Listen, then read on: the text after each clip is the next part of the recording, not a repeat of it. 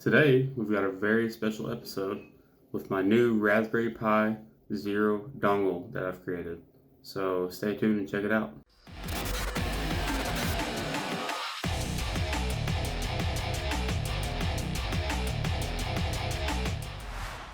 Hey guys, welcome back to Break Hack. This is my new Raspberry Pi Zero dongle, and it's got some little changes to it. As you can see, like the USB added onto it. I just wired it to these connections here. Below these two connections, this one only gives out power. This one gives out a USB connection, so it does transfer data through this one. I just soldered both of those connections, all four of those connections to this, and basically just kind of hot glued it onto this. And it has a 3D printed just backing on it to kind of keep the USB somewhat secure. I didn't do a very good job with mine. I just kind of half-assed it and basically tried to put the whole idea together into one. So what does this thing do exactly? Well, when you start this up, you can plug this into anything that gives USB power. And what happens is this transmits a Wi-Fi signal.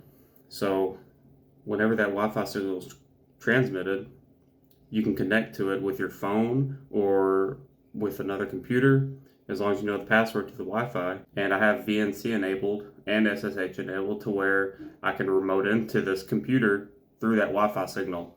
So once you connect to it through your phone, you have full access to do whatever you want with this. To me, this is my personal favorite configuration. Otherwise, you have to use a lot of different cables for this, and it just doesn't look right with hooking up a big monitor for this small of a device. This is definitely made for portability, so I made it that way. And I'm going to kind of demonstrate how it works here in just a second. Alright guys, so I'm just here on my desktop. I've already connected to my Wi-Fi on my Raspberry Pi. I've already powered it up and it's giving off a Wi-Fi signal. It does take a couple minutes for it to boot up and then finally give off that Wi-Fi signal. I have it configured to where it just automatically starts up the Wi-Fi signal once it boots up, because you can't really turn it on through a screen. You have to connect to the Wi-Fi first, right? So that's what I've done with that.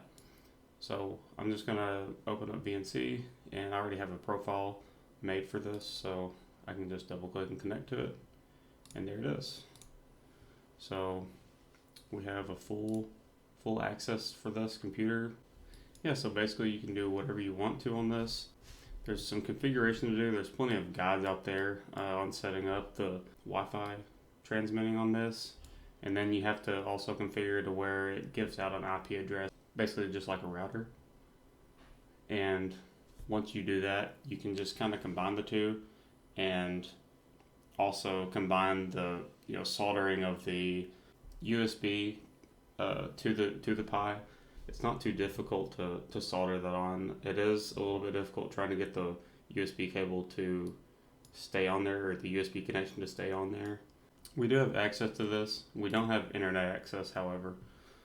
But what you can do is probably connect a dongle to the Raspberry Pi with an adapter onto the USB port there. And if you get just a Wi-Fi dongle, you should be able to connect to another Wi-Fi network while the one that's already on the 0W is transmitting, right? That one's transmitting. If you connect another one, that one can receive another Wi-Fi signal. That way, the Pi actually has an internet connection itself. I was actually going to try to do this with the Kali operating system, Kali Linux operating system, just because I think it would be neat to have a little portable hacking station like that. You can plug this thing into anywhere as long as you're within range of the Wi-Fi signal and connect to it. So you can plug this into a battery bank and power it for as long as you want to. You can plug it right into your phone if you want to. I've already done that before. It just needs power, and it's not much power at all to boot one up. So that's basically the whole project. It's really simple. It's really fun to use and easy to use. I just can carry this anywhere and have a Linux computer wherever I want and connect through my phone or whatever computer I have access to. And yeah, that's pretty much it. If you guys want any kind of tutorial on this, then just feel free to let me know. I'll make a video on how to put this whole thing together. I'll make a new one if I have to do it. and I will make a full tutorial on how to do this. It's really just a combination of different projects that I've found. So the project of making the access point, that was one project, and then the other project of making the dongle, which is more common of a project that I've seen before, but I've never really seen it done in this way, and it's actually my favorite little project I've done with this. If you have any questions about this or want me to make a new video showing a tutorial on this, let me know in the comments, and please like and subscribe, and thanks for watching.